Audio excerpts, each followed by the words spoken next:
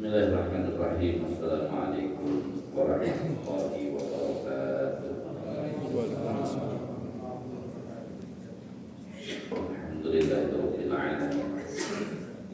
Wal 'aqibatu lil muttaqin. Wala 'udwana illa 'alal zalimin. Asyhadu an la ilaha illallah wahdahu la syarika lah. Wa asyhadu anna Muhammadan 'abduhu wa rasuluh. الذي لا نبي ولا رسول بعده اللهم صل وسلم على نبينا ومولانا محمد وعلى آله وصحبه أجمعين أما بعد قال تعالى يا أيها الذين آمنوا اتقوا الله حق تقاته ولا تموتن إلا وأنتم مسلمون. Jemaah sekalian, sebelum kita memasuki suratul Ali Imran, maka mari kita memulai dengan mengenal terlebih dahulu surat Ali Imran. Jemaah sekalian, dari urutan ayat, urutan surat jelas surah Ali Imran, walaupun ujungnya setelah surat Al-Anfal pada tahun ke-9 Hijriah, ya, ini sudah hampir Nabi wafat, tapi surah Ali Imran ini urutannya diurutkan yang ketiga, karena prolognya ada di surah Al-Fatihah ayat yang terakhir. Jadi siratal ladzina an'amta 'alaihim itu kemudian disusul dengan ghairil maghdubi 'alaihim. Ghairil maghdubi 'alaihim dijelaskan di surah Al-Baqarah. Karena al-maghdub 'alaihim itu para ulama mayoritas menyatakan contohnya al-maghdub 'alaihim adalah Yahudi. Maka khususnya Bani Israel, Yahudinya itu dijelaskan dari ayat 40 sampai 140 di surat Al-Baqarah. Nah, al-zalim itu para ulama tafsir menyebut mayoritasnya contohnya Nasrani. Ketika bicara Nasrani, maka yang akan banyak disebut di surah Ali Imran. Jadi kalau dari urutan itu sudah jelas gitu bahwa surat setelah Al-Baqarah itu Ali Imran. Nah, jalan siratal ladzina an'amta 'alaihim itu sesuai dengan tema besar surah Al-Baqarah adalah ya, manusia sebagai khalifah dan jalan-jalan Allah. Maka surat Al-Baqarah itu berisi semua hal. Keluarga ada, semua tema kehidupan itu sudah disebut di Al-Baqarah. Nanti akan diperkuat di ayat-ayat yang lain. Nah, sedangkan surah Ali Imran nanti penekanannya lebih kepada meneguhkan jalan. Jadi sisi meneguhkan jalan karena dia sudah mulai pengokohan, misalnya tentang tauhid keesaan Allah. Maka di surat Ali Imran nanti bicaranya bukan umum, tapi sudah langsung menjawab. Misalnya tentang hal-hal yang berkenaan dengan ya, kedudukan tadi ya, Nabi, termasuk Nabi Isa ya. Ini ditegaskan di suratul Ali Imran. Walaupun di peristiwa besar ada perang Uhud, itu surah Ali Imran, pelajaran dari perang Uhud ada di surat Ali Imran.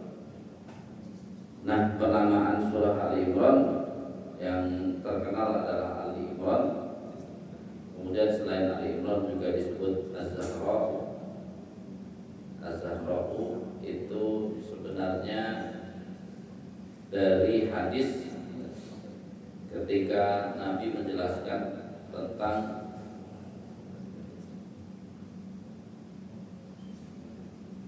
jalan, ya. Di sini disebutkan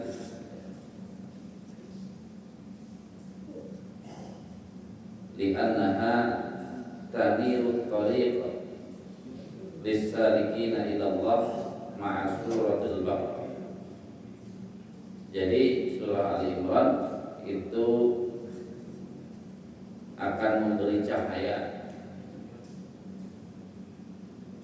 bagi orang-orang yang menguasai surat Al-Baqarah dan Ali Imran. Nanti akan mendapatkan cahaya ketika bertemu Allah. Penamaan Ali Imran jelas karena Ali Imran itu para ulama sepakat bukan nabi, tapi diambil pelajarannya dan tidak tanggung-tanggung. Pelajarannya bukan person tapi setara dengan Nabi Ibrahim, ya, Ali Ibrahim, keluarga, ya. Jadi seorang yang disebut oleh Allah bukan nabi tapi layak dicontoh, bukan hanya dirinya, berarti termasuk keluarganya. Makanya surat ini Ali Imran artinya keluarga Imran, ya, keluarga Imran.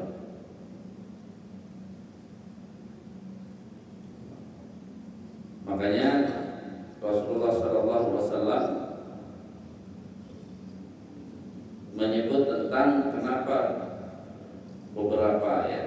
Ini kan kalau Rasulullah SAW Ismullahil A'zam fi hatainil ayatain. Jadi ada dua nama yang besar di dua ayat. Yang pertama di surat Al-Baqarah, wa ilahukum ilahu wahid la ilaha illa huwar rahmanur rahim. Itu ada di surah Al-Fatihah dan surah Al-Baqarah. Maka wa fatihatu suratil Ali Imran, lalu kemudian disambut dengan pembukaan surah Ali Imran dengan kalimat Allahu la ilaha illa huwal hayyul qayyum. Dan kita tahu bahwa salah satu yang menjadikan surat Al-Baqarah itu menjadi surah, ya, disebut sanamul Quran, salah satu sebabnya di dalamnya ada ayat kursi yang bunyinya mirip dengan, ya, surah Ali Imran ayat 2. Allahu la ilaha illa huwal hayyul qayyum. Jadi dua sisi, makanya ini disebut, ya, Nabi menyebut ada keutamaan surat Al-Baqarah itu digabung dengan surat Ali Imran. Jadi Al-Baqarah ada keutamaan sendiri, surah Al-Baqarah dengan Ali Imran digabung. Nah, sedangkan surat Ali Imran keutamaannya adalah yang digabung tadi dengan surat Al-Baqarah.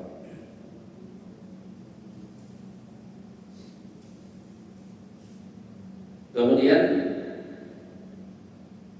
keutamaan khusus ayat yang ada di surah Ali Imran adalah terdapat ayat yang sangat berat, membuat Nabi menangis karena merasa beratnya. Itu adalah menyebutnya dari 10 ayat yang terakhir, diawali dari inna fi khalqis samawati wal ardi wa ikhtilafil laili wan nahar la ayatin li ulil albab. Sehingga ini disebutkan oleh Rasulullah tentang beratnya. Makanya ini akhirnya digunakan kalau kita belajar tentang hadis salat malam, itu nanti masuk salah satunya dibolehkan keluar melihat ke langit dengan membaca ayat ini, inna fi khalqis samawati wal ardh wa ikhtilafil laili wan nahar la ayatin li ulil albab. Kemudian ulama juga menyebut tentang beberapa sinkronisasi ayat-ayat awal dengan ayat-ayat akhir. Yang disebut contohnya adalah ayat akhir itu, ya ayyuhalladzina amanu sabiru wa sabiru wa rabitu. Ini disebutkan ulama sebagai hubungannya dengan yang mana ayatnya? Dengan ayat Rabbana la tuzigh qulubana ba'da idh hadaitana wa hab lana min ladunka rahmah innaka antal wahhab. Seolah-olah jalan untuk kamu meminta kepada Allah, ya Allah janganlah engkau sesatkan kami setelah engkau berikan hidayah kepada kami. Itu syaratnya adalah isbiru wasabiru warabitu. Jadi kita mengeluarkan seluruh kemampuan agar kita tidak tersesat. Jadi tidak bisa santai-santai, tenang-tenang.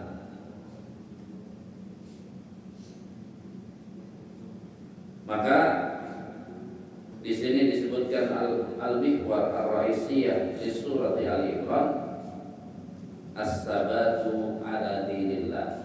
Jadi kita disuruh teguh, harus punya pendirian kuat ketika kita memegang Islam sebagai agama Allah. Jadi jangan kita tidak punya pegangan yang kuat. Sehingga jamaah sekalian rahimahullah butuh informasi lebih, butuh hal-hal yang tidak umum diketahui oleh orang.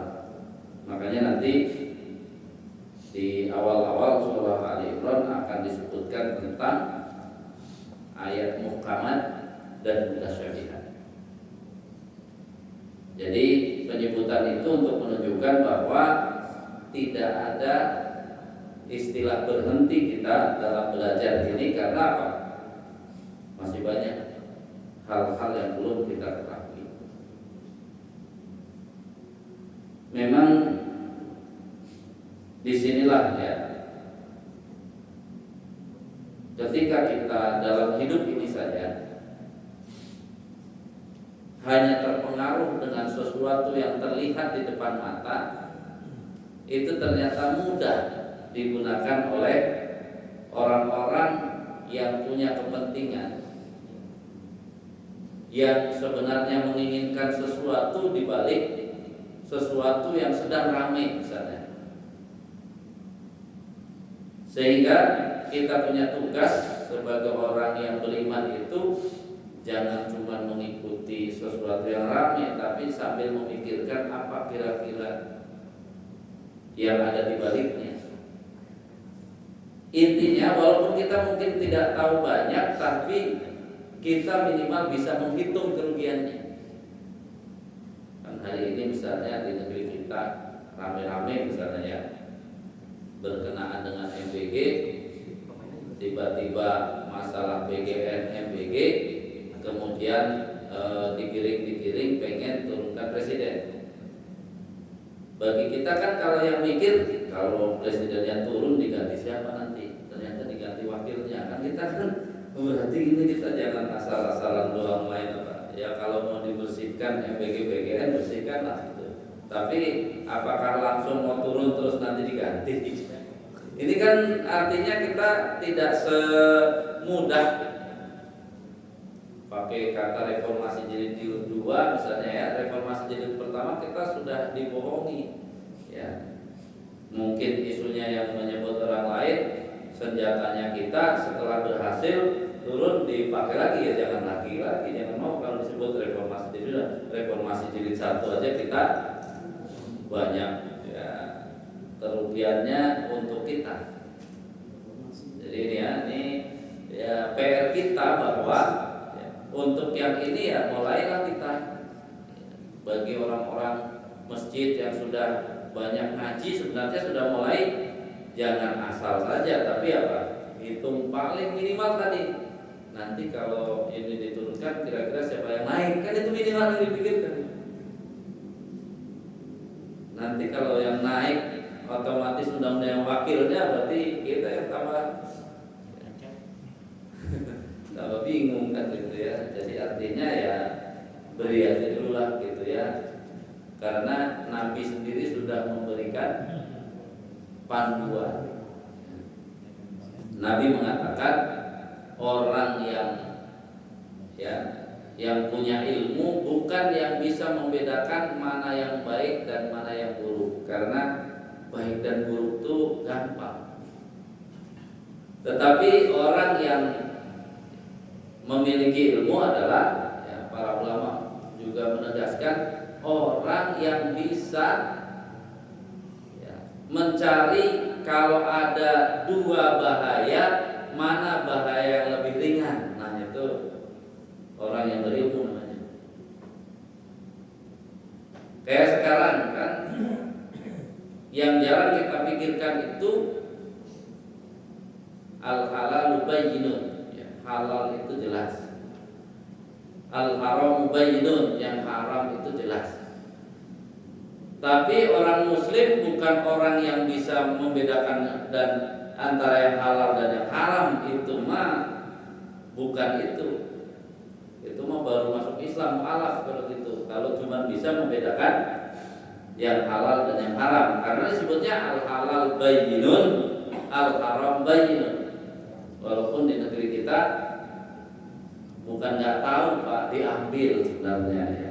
Apakah yang korupsi di Indonesia nggak tahu kalau korupsi itu haram? Pasti tahu. Masa nggak tahu itu haram gitu ya. Makanya yang susah itu apa? Bainahuma, antara halal dan haram itu ada subhat. Nah, orang-orang yang cerdas dalam agama adalah orang-orang yang bisa mengetahui yang subhat, karena dengan mengetahui yang subhat itu ternyata penahan diri untuk tidak jatuh kepada yang haram. Jadi ini menjadi catatan bagi kita. Jadi intinya agama Islam ini dari awal dibangun ya, didorong oleh Allah Subhanahu wa taala. Ayat pertama turunnya saja Iqra. Kan berarti agama yang harus banyak membaca. Diharapkannya dengan banyak membaca itu banyak memahami. Karena orang membaca Allah harapkan bukan sekedar membaca saja. Karena di ayatnya yang turun pertama, ayat terakhirnya apa? Allamal insana malam ya'lam, sampai dia membaca itu sampai dapat ilmu yang tadinya dia tidak ngerti, tidak paham jadi paham. Itu sudah disampaikan saat Al-Quran pertama kali diturunkan pada Nabi. Agama kita memang berisi belajar sampai kita mengetahui, paham sesuatu yang tadinya kita tidak paham. Jadi kalau ada sesuatu yang belum kita pahami itu bukan berhenti. Kalau jurus belajar, kadang-kadang di negeri kita gitu, kenapa kamu berhenti? Habis nggak paham-paham. Kan logikanya enggak, gimana kalau nggak paham-paham berhenti?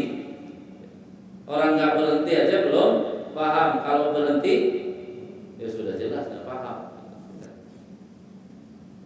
Jadi jangan berhentilah. Kalau mau ganti guru boleh, nambah guru boleh. Jadi menjadi gambaran bahwa apa? Tugas kita bukan pilihan yang berhenti, tapi teruslah ya belajar. Nah, di sini maka jamaah sekalian rahimahullah, inilah ya gambaran umum surah Ali Imran yang tentu bagi kita ini tentu penafsirannya tidak bisa penafsiran yang sangat ya detail atau keseluruhan. Makanya kita batasi dari ya, Ibnu Katsir sebagai panduan, tapi tidak menutup ya dari tafsir-tafsir yang lain. Bismillahirrahmanirrahim. Alif Lam Mim. Ini awal surat ini sudah dibuka dengan harful muqatta'ah, walaupun diturunkannya sudah di Madinah. Huruf-huruf yang menjadi salah satu kemukjizatan Al-Quran. Kenapa disebut mukjizat? Itu kita belum bisa menjelaskan maksud aslinya, itu menjadi ijaz. Ijaz itu kita menjadi lemah di hadapannya. Artinya ahli tafsir dulu sampai sekarang tidak akan bisa menjelaskan makna sesungguhnya dari alif lam mim. Makanya para mufassir yang lurus akan menyebutkan bahwa wallahu a'lam bil muradihi, Allah yang lebih tahu tentang maknanya.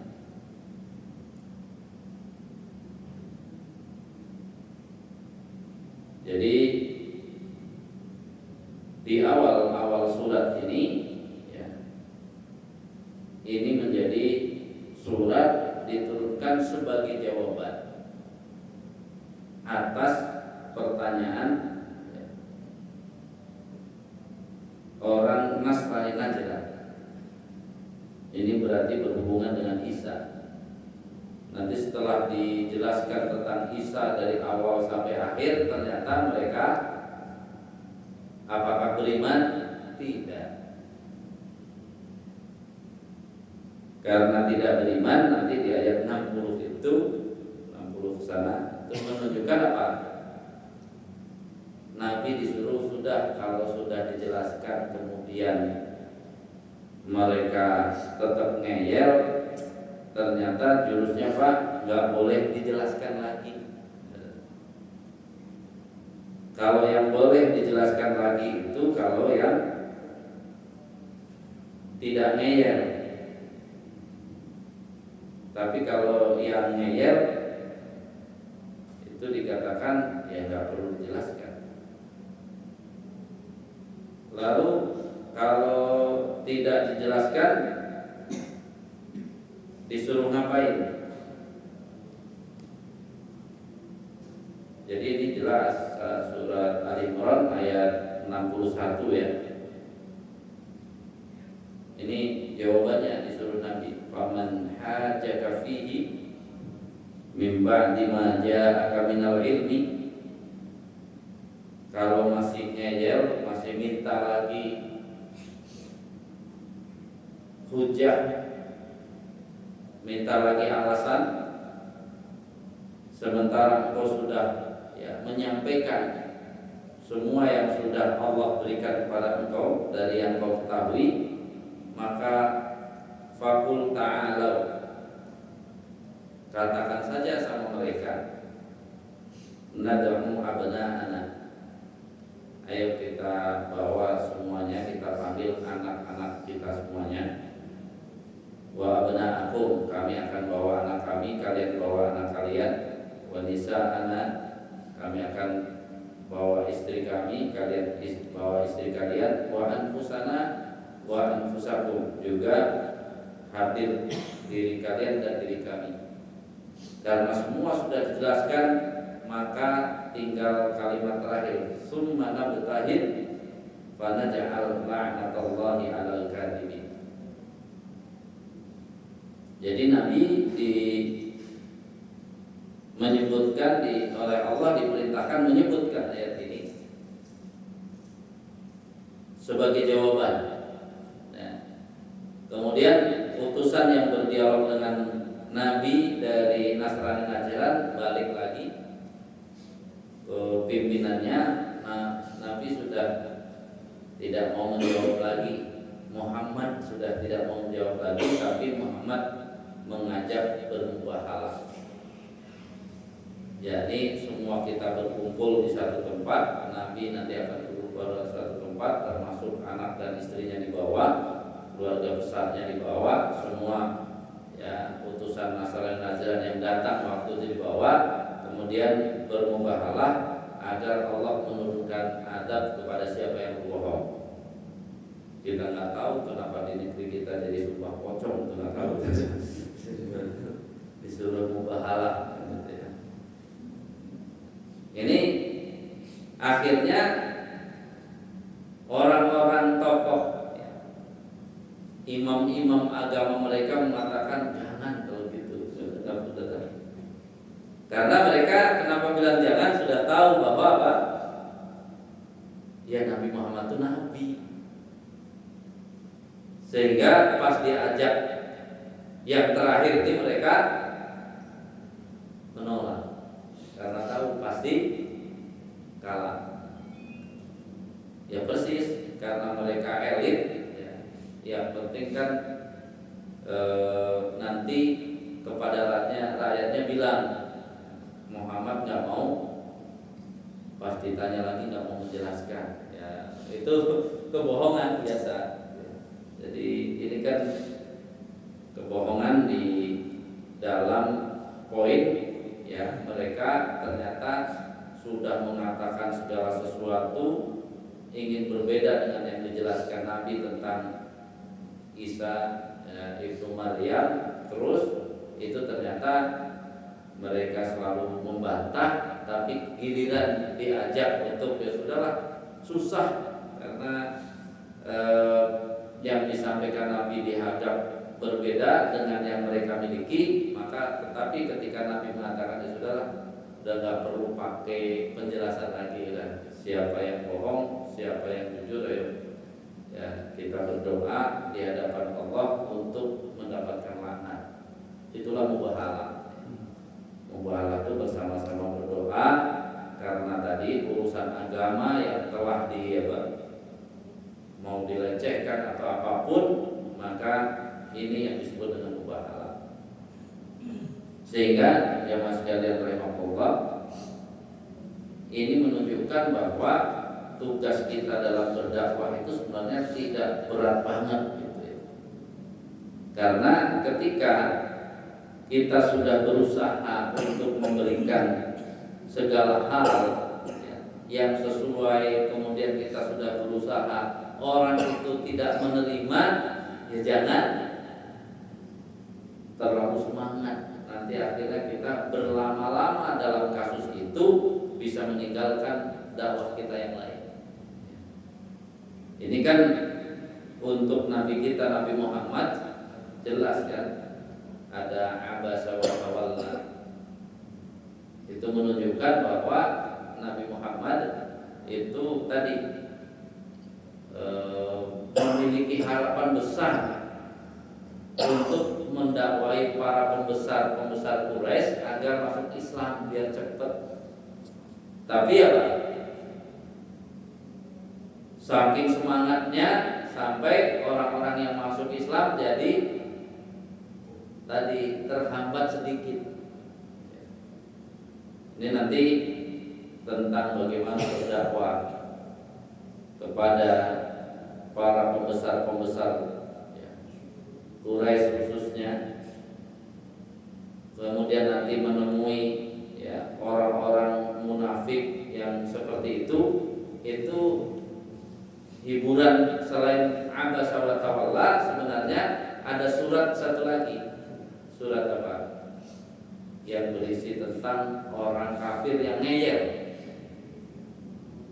Ya. Pertanyaannya macam-macam. Intinya tidak percaya sebenarnya. Adalah surat Shad.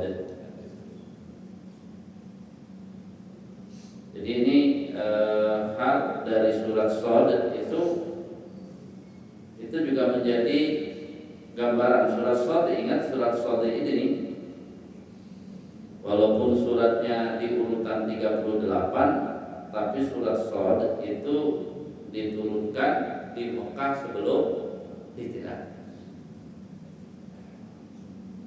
Dia masih teman-temannya juz amma.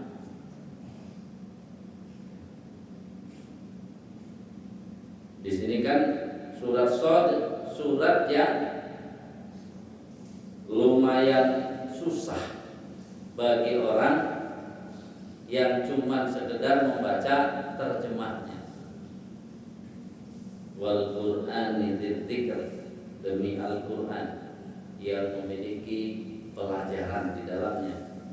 Balil ladzina kafaru fi izzatin wa syiqaqin. Tetapi orang-orang kafir itu, bayangkan kalau mengartikan pakai bahasa Arab fi izzatin, dalam kemuliaan. Jadi bayangkan bisa disebut dalam kemuliaan. Padahal maksud ayat ini gara-gara merasa mulia, maka fi oleh Allah dikasih fi izzatin, ya. Maka mereka orang yang sombong karena merasa punya kedudukan dan harta. Sehingga apa? Syiqaq, mereka memiliki permusuhan yang sangat sengit.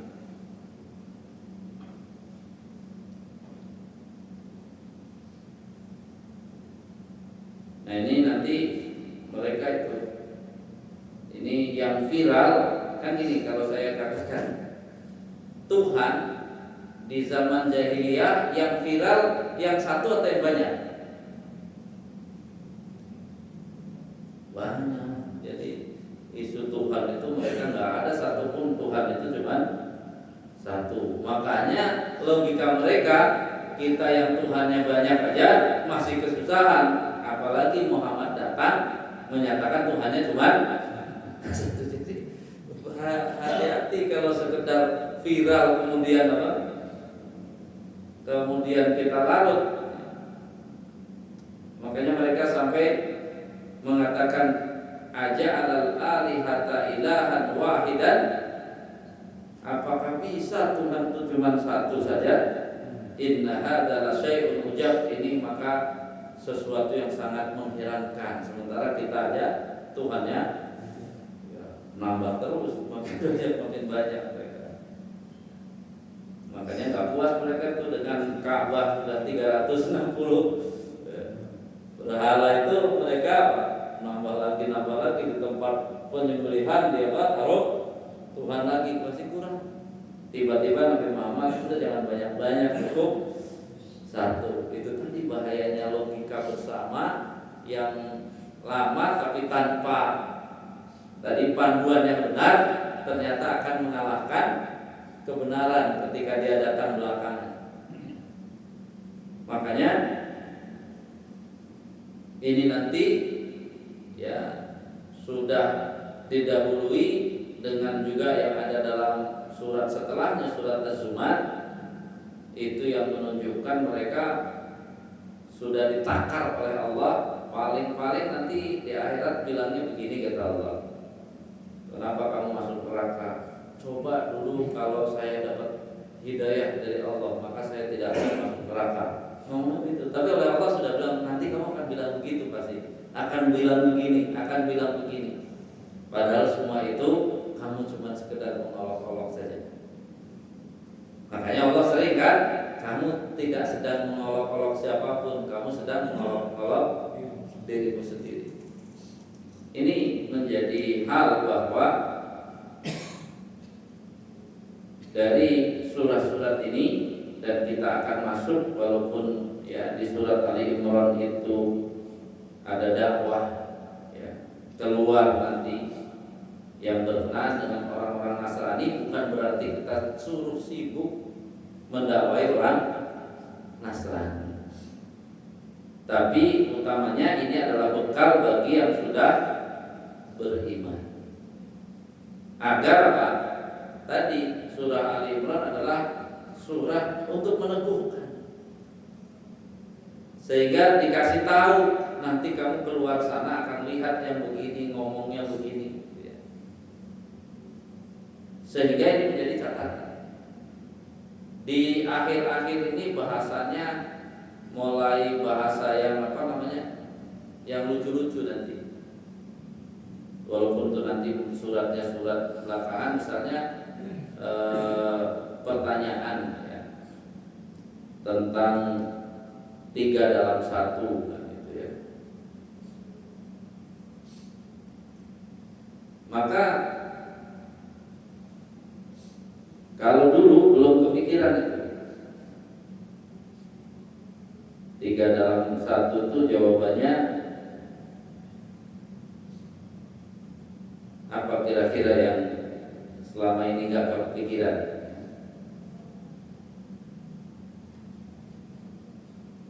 Untuk pelajaran bagi orang yang beriman agar tidak ya, tadi terjebak ketika orang menyebut tentang sulusus salasa, 3 dalam 1. Itu orang zaman sekarang lucu-lucu memang. Itu namanya mirip-mirip Darmaji katanya. jadi dulu orang rumit untuk menjelaskan, dia cuma bilang apa? Ya, itu baru 3 kurang 2 lagi gitu katanya. Jadi masa makan 3 aku makan 5 aku 1 katanya, kalau cara berpikirnya begitu. Jadi ini ya mungkin dargaji jadi ya, dahar tilu ya, darluji, dahar tilu ngaku hiji kan gitu. Jadi ya zaman sekarang walaupun ini bahasanya lucu-lucu juga orang ini menanggapi yang tadi hanya bilang apa?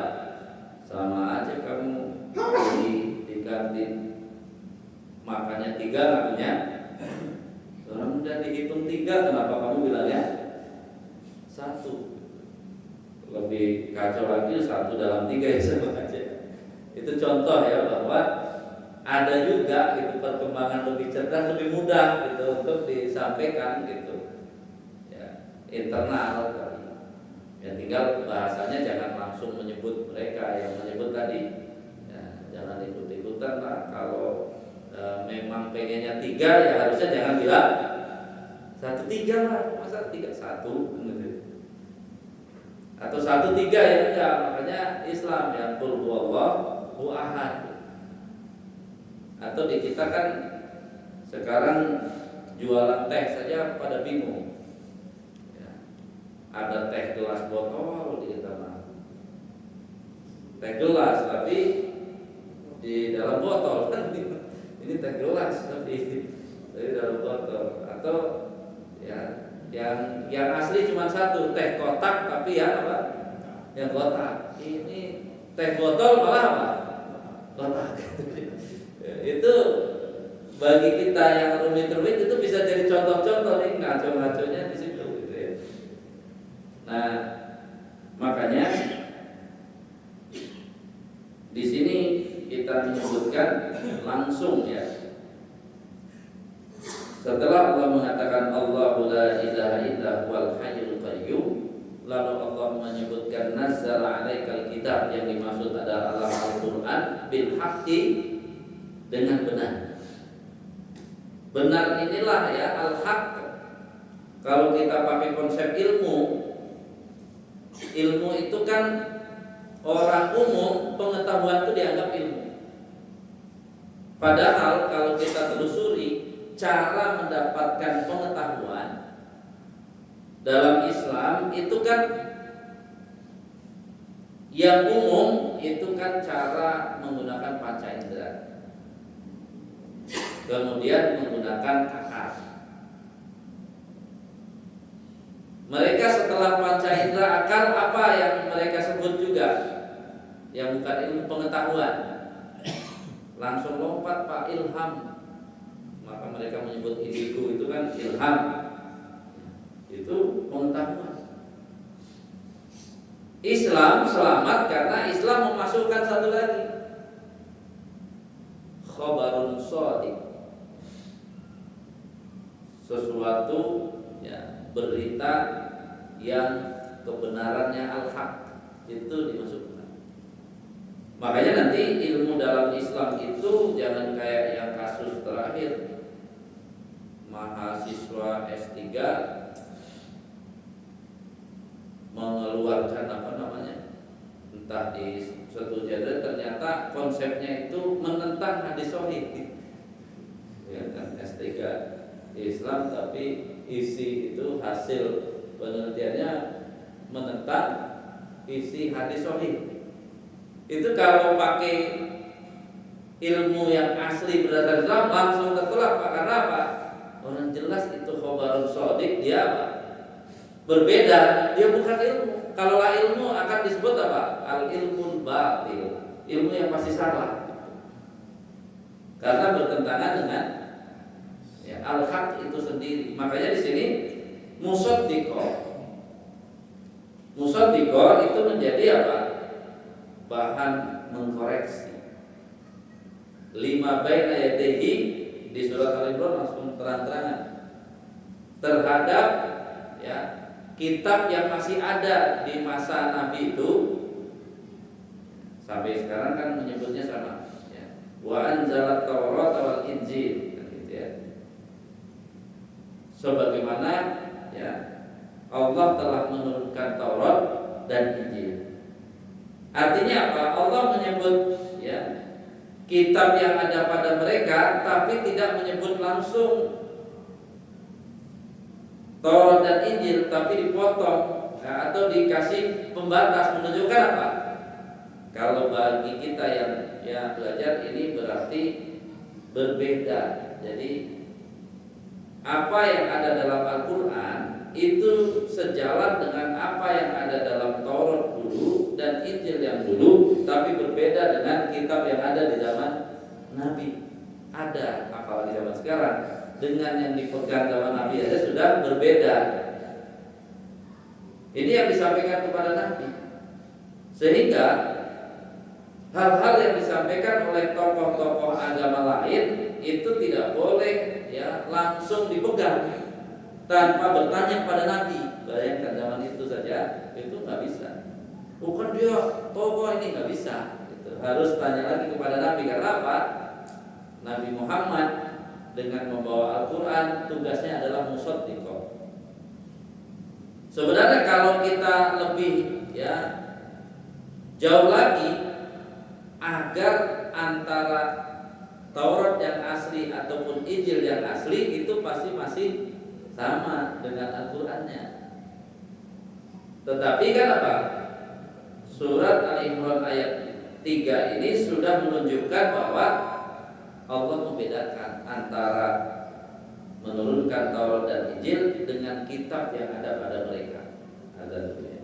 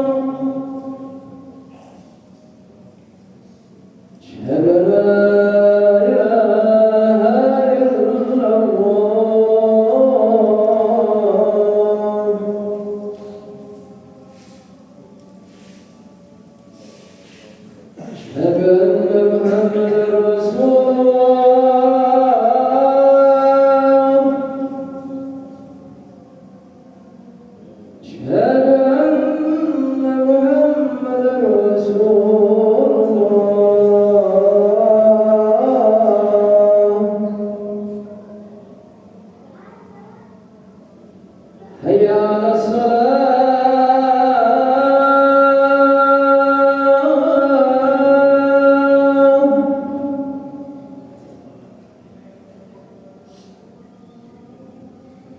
حي على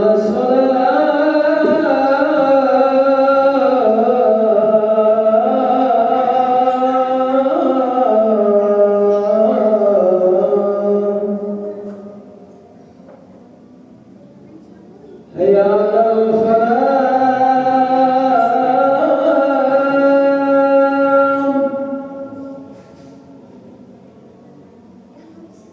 حي على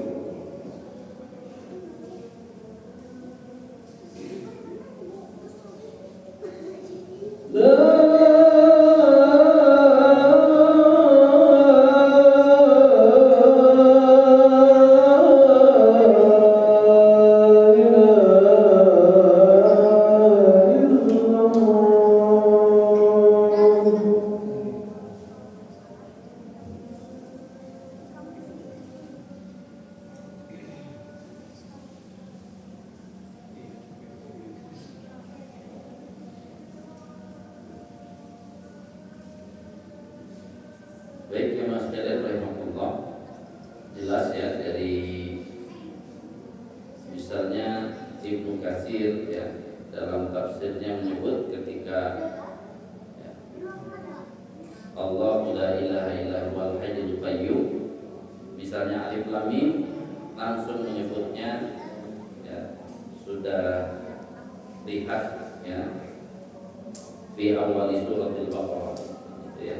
Jadi disuruh sudah dijelaskan di awal surat Al-Baqarah. Kemudian Allahu la ilaha illa huwal hayyul qayyum, maka inda tafsiri ayat kursi silakan dibaca lagi yang sudah ditafsirkan dalam ayat kursi.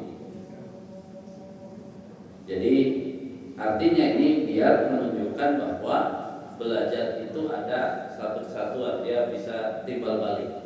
Berarti saat ayat kursi nanti bisa didukung surah Al-Imran ayat 2, sebaliknya pas saat ingin tahu tentang surah Al-Imran ayat 2 disuruh melihat ya tafsir ayat kursi. Nah, di sini menjadi catatan wa anzala Taurat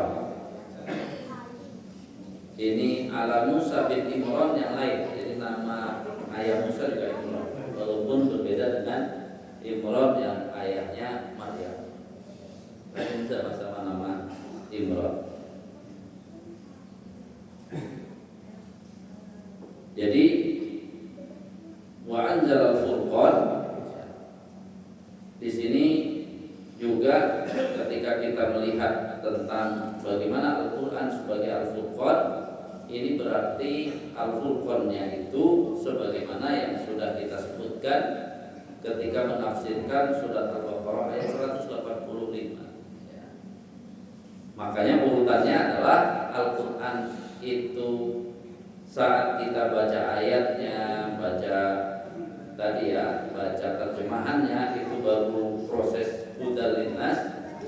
Nah, kemudian kita belajar tafsir, kemudian nanti banyak lagi dari komentar-komentar para ulama yang lurus itu menjadi bayyinati minal huda. Baru kemudian Al-Furqan. Jadi Al-Furqan itu tidak tiba-tiba baru baca ayatnya sama terjemahannya langsung pengen ini salah itu salah, itu nggak bisa. Atau satu hadis langsung ini salah itu salah, itu nggak boleh. Kita sudah sampaikan kebenaran dalam Al-Quran, kebenaran dalam hadis itu kalau ini bukan menyamakan ya. Kalau kita mau memudahkan memahami itu karena solusi dalam Al-Quran dan hadis sahih itu hebat, maka ini dalam dunia kedokteran ini seperti obat dosis tinggi. Makanya kenapa harus bayyinati minal huda wal furqan. Jadi kalau obat dosis tinggi itu pemakaiannya tidak boleh baca petunjuk obatnya langsung beli langsung minum sendiri, harus petunjuk ahli yang benar, harus pakai resep dokternya yang paham. Karena obat bagi yang badannya kurus sama yang badannya apa sebutannya kan? Gemoy. Sebutannya jangan yang jelek, yang gemoy. Itu beda pasti. Nah, akhirnya kalau dulu kan susah dijelaskan kepada jamaah sekalian, masa Pak Ustadz Al-Quran kok dibilang sesat? Bukan Al-Qurannya itu seperti obat keras, bukan obatnya yang salah, tapi kalau resepnya salah, bukannya malah sembuh, malah apa? Nambah penyakit. Wah, obat keras. Sama Al-Quran, hadis sahih, kalau resepnya nggak benar, kalau tidak pakai pemahaman yang benar, dia jadi sesat. Karena apa? Itu dosisnya tinggi, nggak bisa asal-asal minum saja. Makanya pengajaran hadis yang langsung tektok, hadis begini, jamaah suruh begini, itu nggak bisa begitu. Itu menjadi apa? Jadi fitnah. Karena hadis sahih itu kalau ketemu hadis sahih malah kita jadi harus hati-hati. Karena apa? Salah ngomong bisa tadi obat keras, salah ngasih tambah sembuh atau tambah sakit. Jadi tadi kenapa Al-Quran harus dengan bil haqqi tadi, ya, kebenaran, atau kalau di sana harus udah linasnya itu berlakunya kalau bayyinatin minal huda, harus ada keterangan yang benar, baru bisa dijadikan Al-Quran, bisa dijadikan solusi.